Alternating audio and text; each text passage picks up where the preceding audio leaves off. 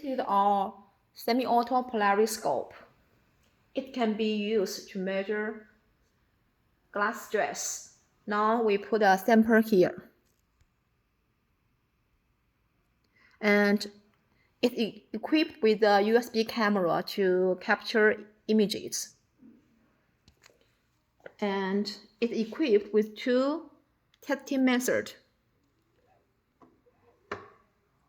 Sensitive color method to observe stress presence, and Dynamite method to measure values. Firstly, switch to sensitive color method.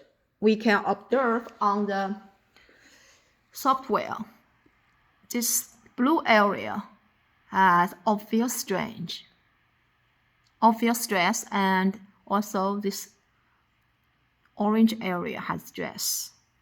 If we want to measure stress value in this blue area, now we need to pour the rod to Dynamite method. When we see from the top, the background looks dark. We can also see it on the screen.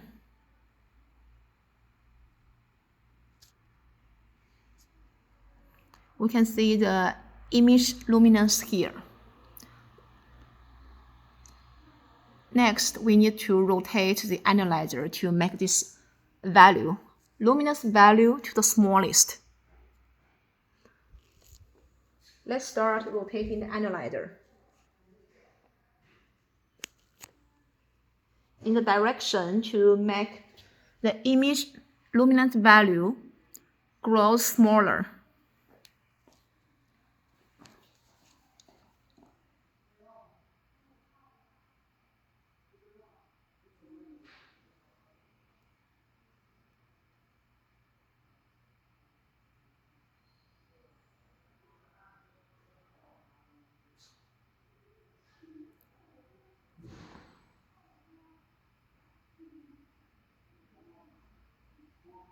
Now, it will see the rotating angle value, retardation value, and stress value together.